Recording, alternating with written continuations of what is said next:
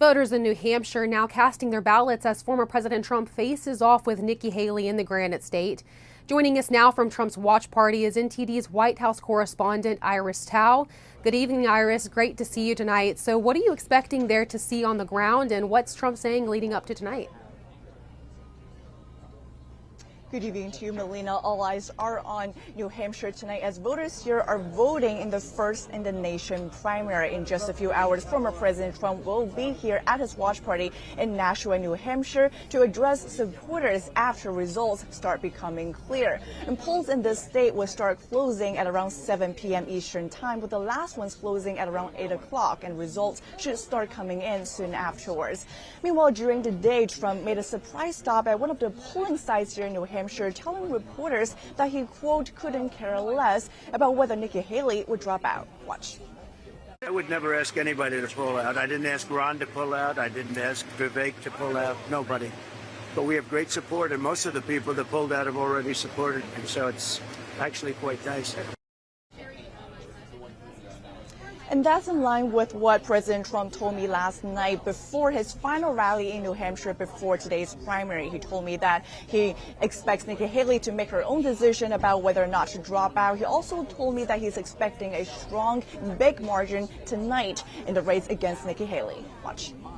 Do you think it'll win by the same margin here? I think we're going to win by big margins, yeah. Forget about it. We just had a lot of polls come in the last hour, and you see what they are. They're very good.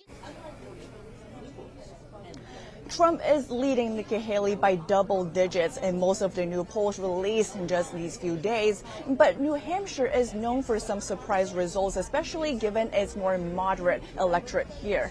Meanwhile, Nikki Haley today pushing back against the prediction that she's going to drop out and saying this about her goal tonight. Watch. I don't do what he tells me to do. I've never done what he tells me to do. Look, I mean, I think I've always said we'll know strong when the numbers come in. What I've always had in my mind is I want to be stronger than I.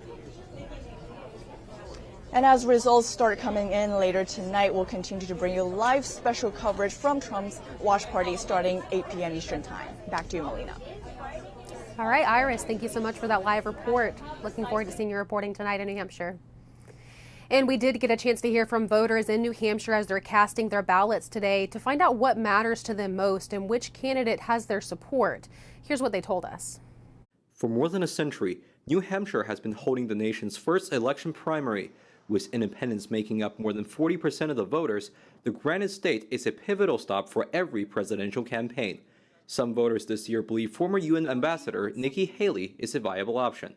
I hope Nikki wins, but that will take an act of God, which that's happened before. I mean, she's more moderate, which I appreciate. She's younger, which I appreciate. And she's new. Watching the debates, she seemed to be the only one who had actual plans, not just random ideas. Haley's campaign was off to a good start in New Hampshire. She secured all 6 votes in a small township called Dixville Notch. But challenges are still ahead as she faces former President Trump, who leads her by a significant margin in the state, according to a recent Boston Globe poll. Trump did, at least when he did his campaign, the things that he campaigned, he did try to approach all those subjects. He's the only one telling the truth. He's the only one that's ever kept his promises. Maybe he didn't keep all of them, but he kept most of them. Most politicians just get up there and lie. So I'm a Trump fan, and to the end. Haley has vowed to stay in the race regardless of how well she does in New Hampshire. Meanwhile, President Biden is not on the state's ballot. That's as the DNC set a new schedule this year and plans to kick off its first primary in South Carolina instead. I wish that the Democratic National Committee hadn't made the choice that they made, but New Hampshire's law is New Hampshire's law. Didn't like it. Didn't like it at all. Felt disrespected. That's a big mistake on his part, but I mean, who's going to run against Joe? I think it's unfortunate. I think he should have been. But, choices were made. Sam Wong, NTD News. And we do have special coverage for you following closely this election in New Hampshire tonight. Join NTD's Tiffany Meyer and Steve Lance for another exciting election night on The Nation Decides 2024. We'll have exclusive on-the-ground access and special guests. Watch the action live tonight at 8 p.m. Eastern. So who will former President Trump pick as his running mate? Many are speculating about potential candidates. Here's more on that. Many believe former President Trump will pick a woman as his 2024 running mate. Some speculate that Arizona Senate candidate Kari Lake could be Trump's pick.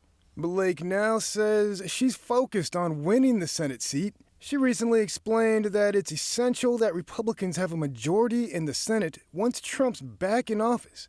According to her, that's so Trump can get his programs through Congress. Some are also mentioning Congresswoman Elise Stefanik as a potential VP candidate. Stefanik was in Manchester, New Hampshire on Saturday to support Trump in his presidential bid. She said she'd be honored to be Trump's running mate. Of course I'd be honored. I've said that for a year, to serve in a future Trump administration in any capacity. Right now we have so much work to do, which is why I'm getting on the phone calling voters in New Hampshire and thanking these supporters. Stefanik represents New York's 21st district and is serving her 5th term in office.